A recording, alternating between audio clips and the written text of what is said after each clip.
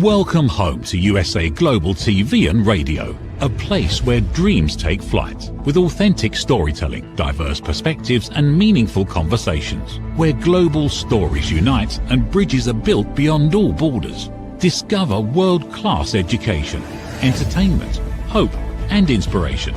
Together, we're building bridges worldwide. Subscribe to our channel, USA Global TV. Download our app, USA Global TV.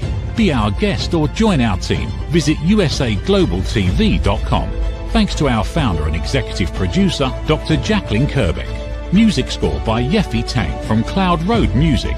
Voiceover artist Mike Porter. Creative direction by Paul Garcia. USA Global TV and Radio, your home for global connection. All rights reserved. This video and its contents are the exclusive property of USA Global TV and Radio. Unauthorized use, duplication or redistribution in any form is strictly prohibited.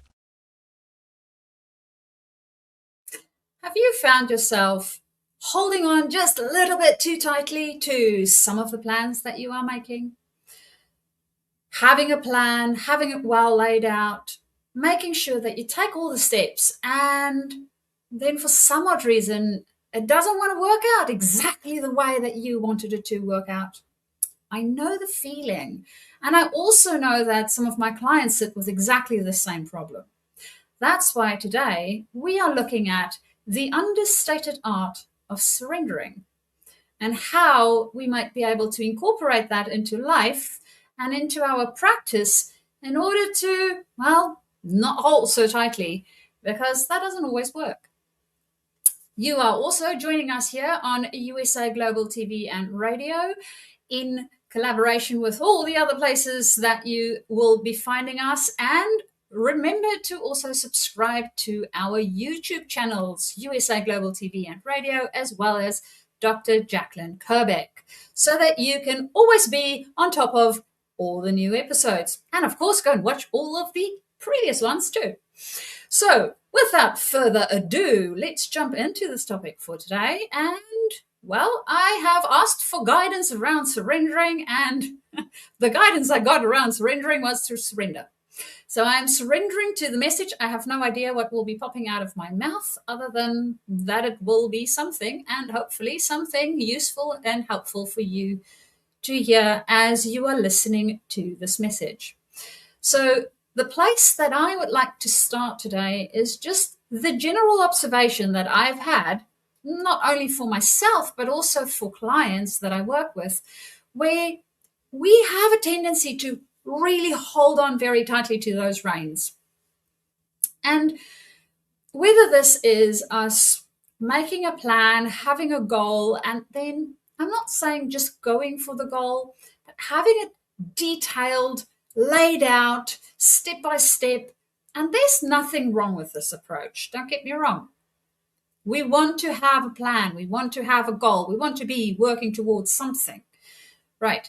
And a lot of the time, because we also have this goal and the steps that we have worked very hard to work out, we then start to attach a lot of shoulding or expectation to that, either to the steps or to the goal or whatever it is that we are working on.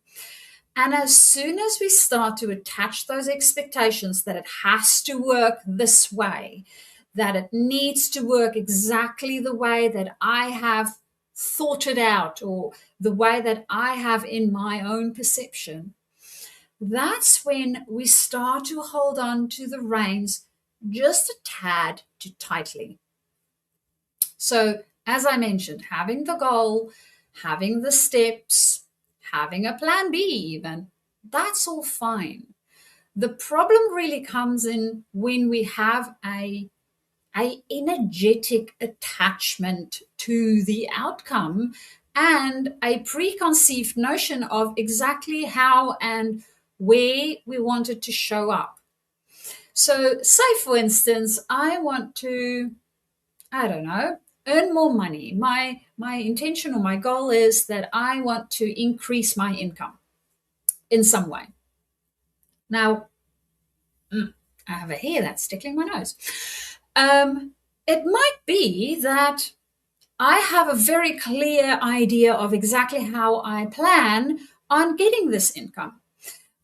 I might be working already, and my expectation is I want to get a raise. Or I might have a business, and my expectation is that I have these prospects, and from one of those prospects, I will have some form of income coming in. So I have something that I want to achieve. My goal is some form of financial benefit.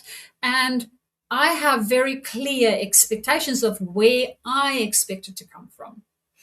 Now, in general, it doesn't necessarily work this way. And I have found, not only with myself, but also with a variety of clients, that it doesn't work that way.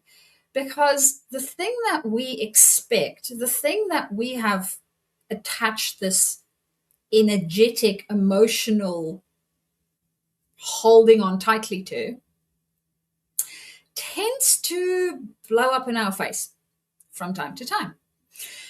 And normally more often than not.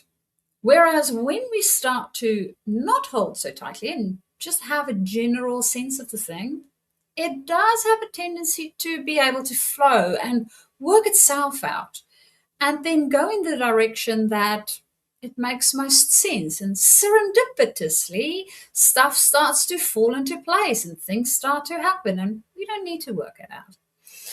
So that's really in the art of surrendering and how we do this. Now, not so long ago, I had a wonderful session with somebody where I got to be a thinking partner as well as a thinker in our session. And during this thinking session, we literally got to explore a whole bunch of different things. But the thing that I took away from that specific session was this.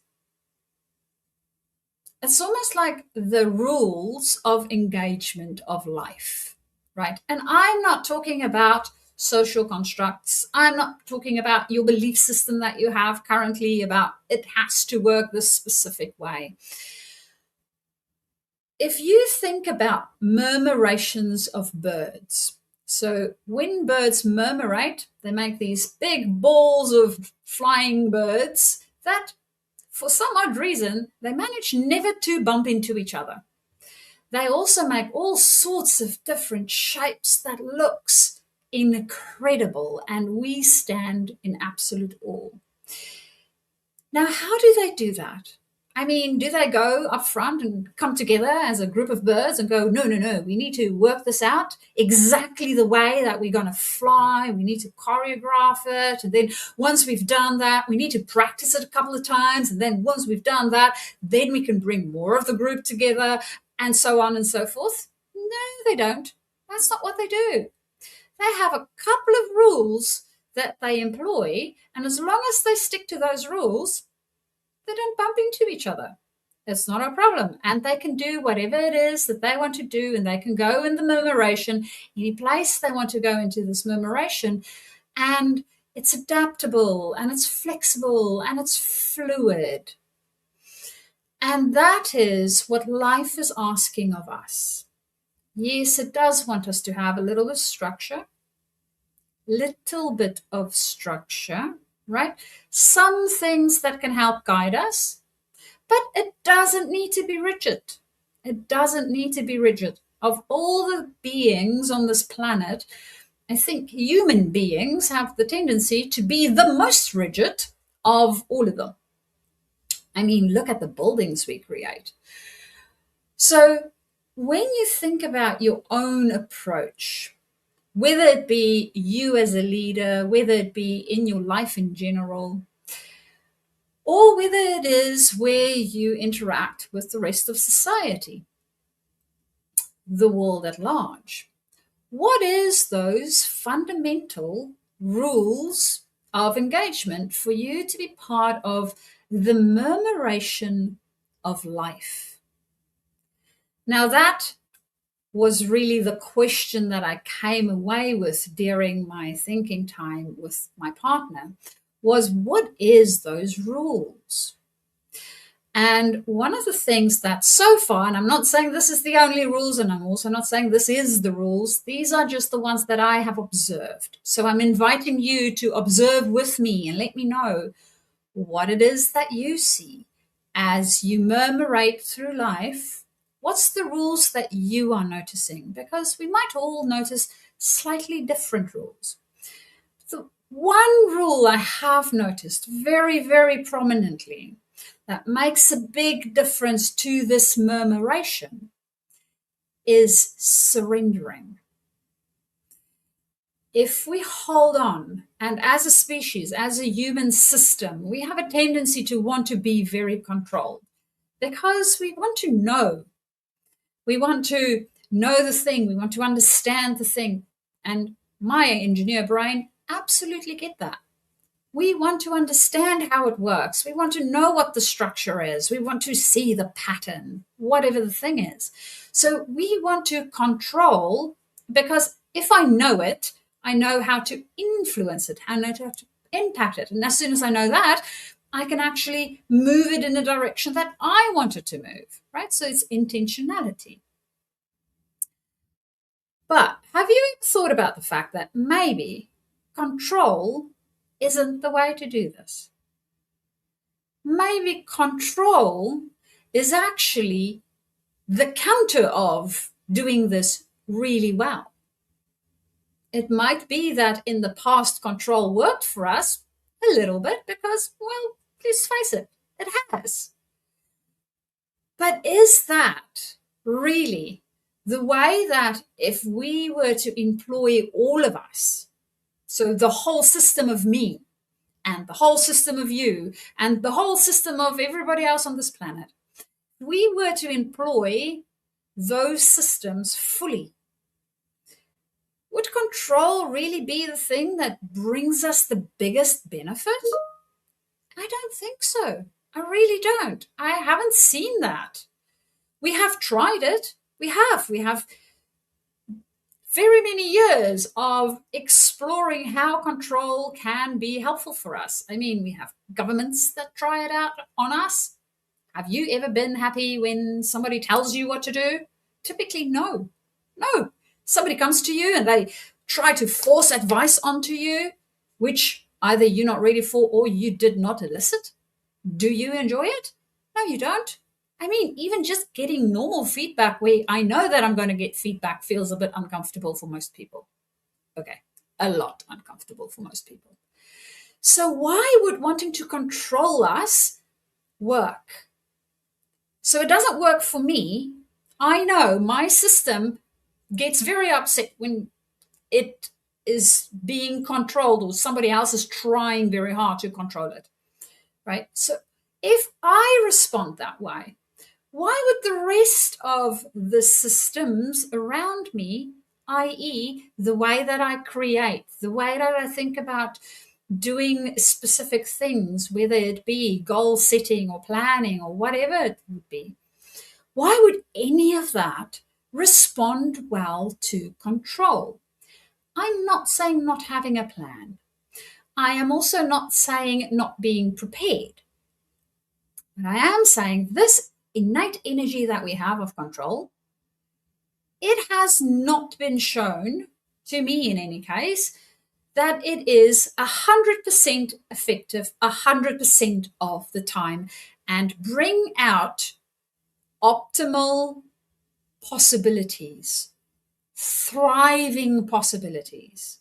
Yes, it can get us to a state, it can get us to a sort of mediocreness, but it does not bring out the potential that is there in life.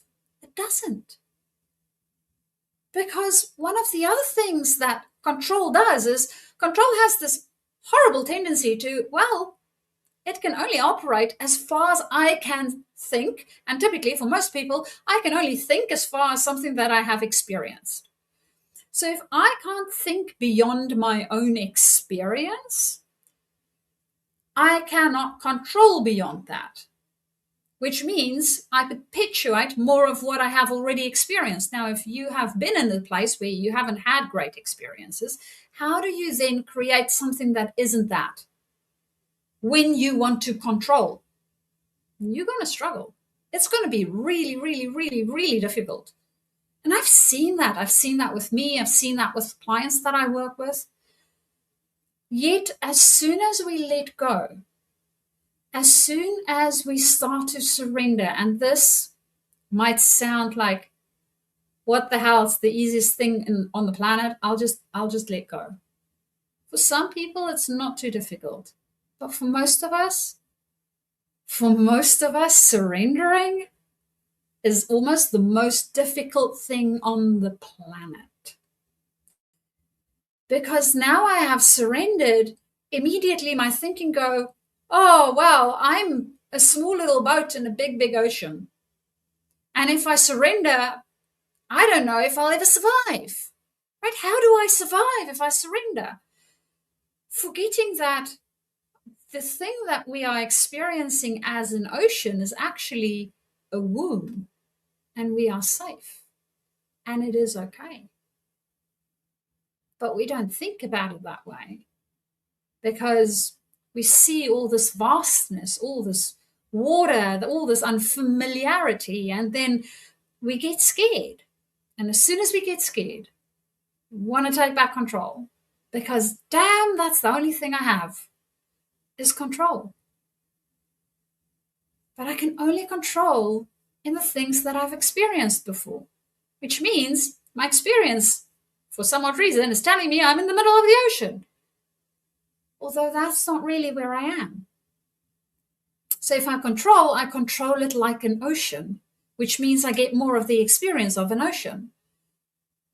But when I surrender, I might get the experience of a womb, of nurturing, of everything trying to actually help me out. And then I can start to see the things that's trying to help me out. I can see the people reaching out and saying, hey, I'm here. Hey, I can give you resources. Or I have resources that we can share together. Or this is the way that we can work on this together. But before that, if I want to control it, I'm trying to do everything myself. Now, as a leader, this is extremely important that you realize that that's not why you are here. You are not here to try and do everything yourself. You are not even here to be the one that shines. That's not how leadership works. Leadership is one of those wonderful places where we can start to experiment and test out our ability to surrender. Now, again, I am not saying, remember, surrendering is not abdicating. So there's a big difference between the two. If I abdicate, I literally say, well, I'm just giving it all away. I'm not taking responsibility of any of my own actions. I am not taking responsibility of my own thoughts or my own decisions or anything that I'm doing. That's abdicating. I'm also not taking responsibility for anything that happens. Right? The way that I'm creating, I'm not even taking responsibility for that. And guess what?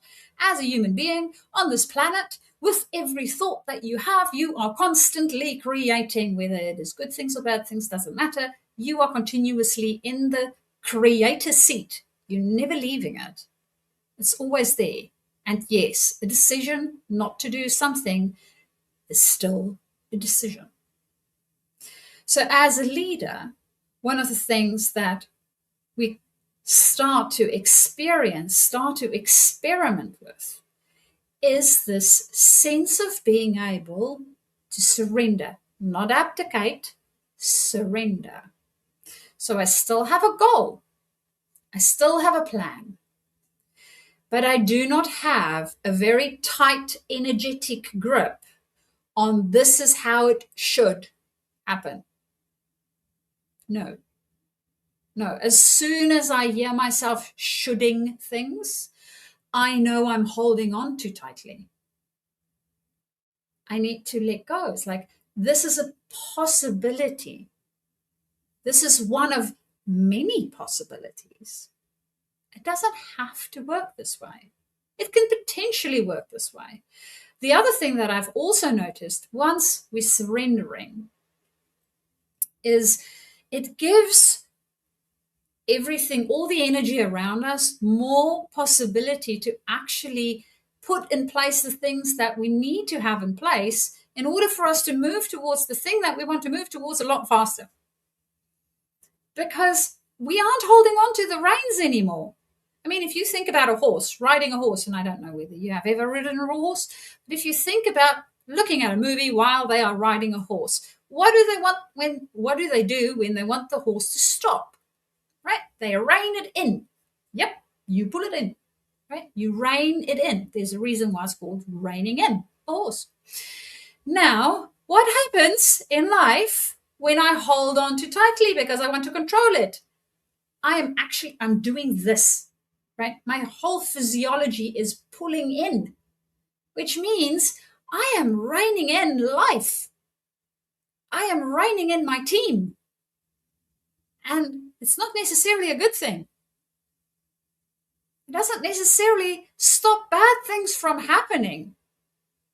It might even make it worse.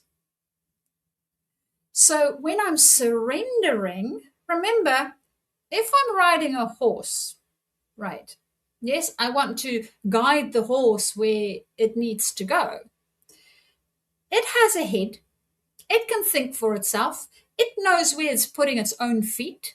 It can see the terrain.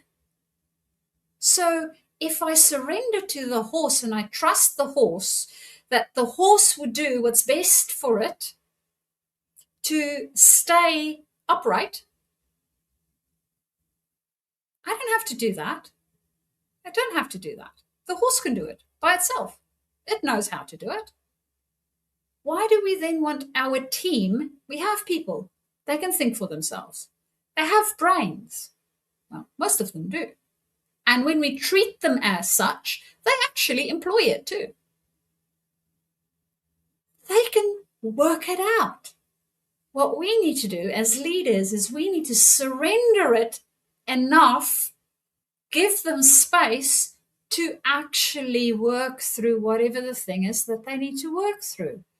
Now, I'm not saying to give your most junior, very fresh out of school person the most advanced task to do, because, I mean, they don't have the skill set to do that. That's just being silly, right? That's me abdicating. Like, oh no, I'll just give any team member anything and they can go and sort it out themselves. No, that's you abdicating. I don't want you to abdicate, but I do want you to surrender, because your team member that is fresh out of the school and has just started work might not understand all the nuances of work, but I am sure that they have a pretty good sense of how PCs work. And they might give some of the other guys a bit of a run for their money when they need to put together a report or work on a new system or whatever the thing is that they need to do. So let them do that. You don't need to hold their hands while they are doing that. Might need to set up a few boundaries so that they work in a system and you can evaluate it to see, oh, yep, okay, we are good, right? We are not abdicating. We are helping you grow. But the rest of it, I'm hands off. Like, I'm surrendering this. Now, in life in general, that works the same way. I worked with a client not so long ago where we were looking at different ways potentially to find a different place of work, wanting to upskill themselves, wanting to do something else in life. And there was a couple of different things that we tried out. Now, there was a variety of different things. Did we expect any one of them to work? Well, we hoped so, but we didn't know which one would work. In the end, something came from left field. Totally unexpected, not even in our plan. And it worked out because there was this sense of surrendering. There was this practice of, okay, well, I've put the stuff in place that I need to put in place, and I'm just going to work on my own energetic alignment and make sure that I have more energy for the things that I want to do. And the ones that I feel is energy draining, I'm going to work on them so that they don't drain my energy anymore. And I won't abdicate, but maybe I'll delegate a couple of things. Maybe I will look at different ways of approaching them so that they feel enriching. And as soon as that happened, it's like magic. It feels like magic because we surrender. And then life has the opportunity to surprise us. People have the opportunity to surprise us. We can still be surprised, but we can only be surprised when we're surrendering. Because if we try to be surprised when we're controlling, we'll never be surprised, because nothing will ever work out exactly the way that we want it to work out. And guess what? The way that you have figured out it would work out or should look like or shouldn't look like, it's very much an internal expectation. It's something that you have decided for yourself, inside of yourself. And I know I'm very aware of the fact that I do this too, right? So you're not the only one. I'm with you, same boat. Remembering to surrender is a practice. It's like gratitude is a practice. It is a daily thing that we need to remind ourselves of, because it is very, very easy to fall into that trap of, oh, crikey, things are going wrong. My system is telling me I need to protect myself. Our systems are very strong. It wants to take care of us. And what happens as soon as my system senses a threat? It's like, no, we need to control this. We need to sort this thing out. And then guess what happens? We do this. We rein it in. And all the wonderful things that was on its way to us can't get to us, because now all of a sudden we've hunkered down. We are controlling. We pulled the horse back. It's like, no, we can't go any further. And we get to stand still. And of course, like with anything in life, movement, as long as we're moving, right, it stays in motion. Newton's law, anything in motion would stay in motion. So as soon as we've reined it in, as soon as we've stopped it, it takes a wee while before it goes into motion again, because it wants to stay at the state where it is. And that works regardless of what you think about. It is one of those murmurations. It works. So as you go into the rest of your week, the rest of your day, and you are creating, because we are all creating all of the time, what is your rules of engagement in order to murmurate with life, murmurate with those around you, murmurate with your team, and be able to remind yourself to potentially surrender more? Less control, not abdicate, surrender. So that life can start to surprise you, can start to bring things in that would delight you. And you can have a fuller experience of what it is to be on this planet, what it is to even thrive. Whether you are in leadership or whether you are at home or in a community where you are contributing, thriving and surrendering, to me in any case, has a tendency to complement each other and go hand in hand. So with that, if you are a leader and you want to step into leadership, or potentially you are already in leadership and you want to step up and find out how to be more human in your leadership, and potentially even surrender more in your space. Because as I said, this sounds really easy to do. Take it from me, not always the case. You are more than welcome to reach out to me either via my website, which is on screen there, Journey to the number 2 Discover, or alternatively, you can also find me on my email. So my email address is Mariska, Mariska, at Journey, JOURNEY, to the number 2 Discover, DISCOVER.com. Or alternatively, if, of course, you don't want to go to the website or email me, you are more than welcome to connect with me via LinkedIn. So on LinkedIn, nice and easy, Mariska de Preez.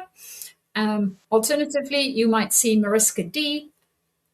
So if you have this on screen, that is my profile photo. And you are more than welcome to message me on LinkedIn, and we can start our conversation to see how you can also surrender more to life and potentially even your team in order for you to create more and be surprised with whatever thriving comes into your space. Until next time, bye-bye for now. What if many of the problems we associate with aging are not random? What if there are identifiable causes behind declining energy, chronic disease, and memory problems? We have been told that aging is simply something we must accept, that slowing down is normal, that growing older means growing weaker. But what if that's only part of the story? Why do some people remain active and engaged well into their later years? Why do others struggle with disease, fatigue, and declining health? What is happening beneath the surface? What processes drive aging? In Aging Sucks, researcher, educator, and author Red O'Loughlin explores what researchers have discovered about why we grow older. No medical degree required, no confusing jargon, just clear explanations of what researchers have discovered about the processes that influence aging. You cannot stop aging, but understanding its causes may help you make better decisions about your health, your future, and your quality of life. Because understanding comes before action. Action creates hope. Aging sucks. End the guesswork. There is hope. People are searching for experts every day. Are they finding you, or are they finding someone else? Every day, professionals are building authority through media. We've already built the platform. USA Global TV and Radio. Over 14,000 shows streamed to over 60 countries. This isn't about becoming famous. It's about leverage, visibility, credibility, opportunity. One interview, one conversation, one show, repurposed into content, connection, and business growth. Most people assume hosting a TV show requires a studio, a production team, and a massive budget. Our television packages begin at $1,500 US per month. Professional production, global distribution, replay visibility, built for voices with something to say. I'm Dr. Jacqueline Kerbeck, and if this resonates with you, we should talk. USA Global TV and Radio, all rights reserved. Contact us at info@usaglobaltv.com. Thank you, viewers and listeners of USA Global TV and Radio, for joining us today. We're honoured to have your time and attention as part of our global community. At USA Global TV and Radio, we believe in the power of authentic conversations, meaningful connections, and creating a world of possibilities together. Want to be part of something bigger? Join our team of elevated listeners at usaglobaltv.com, a space where your voice matters and your ability to listen transforms relationships. Stay connected with us across all our platforms for thought-provoking discussions, expert insights, and empowering stories. Subscribe to our channels at youtube.com/c/USA Global TV. Follow us on social media and explore the endless opportunities we're creating for growth, learning, and inspiration.